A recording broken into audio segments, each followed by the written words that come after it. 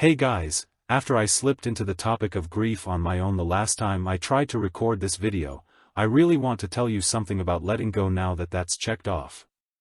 More specifically, when is the time? When is all possibly lost, and when does it no longer make sense to work towards getting your ex back? The answer is easier for me than actually doing it. In the best case, you let go immediately and assume that this person, who doesn't want you as a permanent partner in their life at that moment, will never be interested again. I am fully aware that theory and practice look different. That you neither want nor can do that right now. But why am I telling you this? Because no contact is actually forcing this. Not that your ex really wants this or that she has to be gone for good. But that you turn away from her yourself, or at least that you can turn away from her. As long as your gaze is on her and your hope is still there, you act accordingly. And that stops you. You can't go full force into the problem that caused the relationship to end up not working. And only if you do that, you can turn it around. Not only in their eyes. If you have more luck than sense and she comes back without you having worked on yourselves, then it will no longer be a relationship of equals, and in the end the whole thing will fail again because of the same problem. I know this is all quite counterintuitive. It's the opposite of what your gut instinct and programming tells you with all the media and your environment. But you have to let go of your ex to be able to get her back. And do it honestly. Not just overplayed for you or by pretending. The process to get there is not done in a few days, and there is no fixed time when it has to be finished. It gets less and less, but forgetting and letting go are two different things. You are not to forget them. Just as she will not forget you. What letting go means is to completely understand and accept the current situation. You don't do that at first, because of the pain and the fear of being alone. You want to continue to participate in her life. And you can tell her that during the separation. But you must not insist on it or make yourself dependent on it. That is not what she wants. She must be able to decide this for herself, and you must not stand in her way. Because that results in defiance. But now let's look at it from a different angle. If you haven't heard from her after months in no contact, but you are still so attached to her.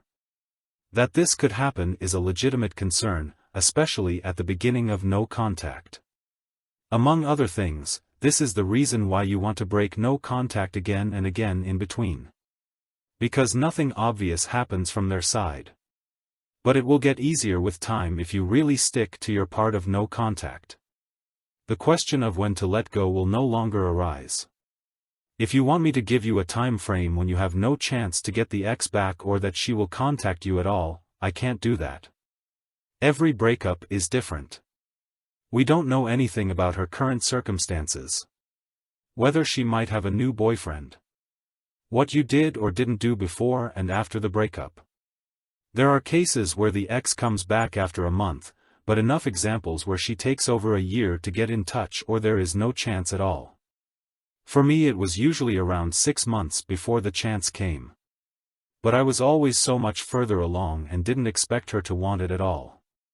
And I myself usually didn't want it anymore at that moment. We were no longer on the same page.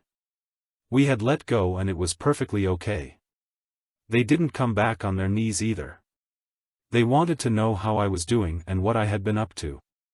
Their interest in me felt very low, and I didn't do anything to change that because I wasn't interested anymore either. You are currently in the situation where a solid part of your life, in which you have invested time and energy, has fallen away. These capacities of time and energy are now freely available again. Use them like I do. Work on yourself and increase your value. Not for others, but for yourself. You will be surprised what this will lead to in the end. Namely to the fact that you completely lose sight of the question of letting go with the time and no longer attribute any importance to it. I don't want to leave the video open now and say that there is no point in time when you should have let go. But you don't have a fixed point to expect at which you say, back on that Friday, I let go or made the decision to let go. You can mark in red the day you go into no contact. And eventually you'll think about it less and less. It slowly creeps out. But you will never forget them, just as they will never forget you, and that's okay. As soon as you have accepted the reality, you will see the reason for the separation and her with different eyes. And it will not hurt you anymore. But this takes time, and don't let anyone tell you that you have to or should do it at a different pace than your own. You must be willing to work on yourself bit by bit. If you don't, you will sink further and further into your negativity and nothing else will happen. You are responsible for yourselves. Others can help you or listen to you, but basically it's up to you. And I hope that by now I was able to explain to you in my other videos how you can start doing that. Especially my video on how I dealt with my own grief after the breakup I would like to recommend to you here. That was for me, like my own therapy session. After I recorded it, I was relieved in a certain way.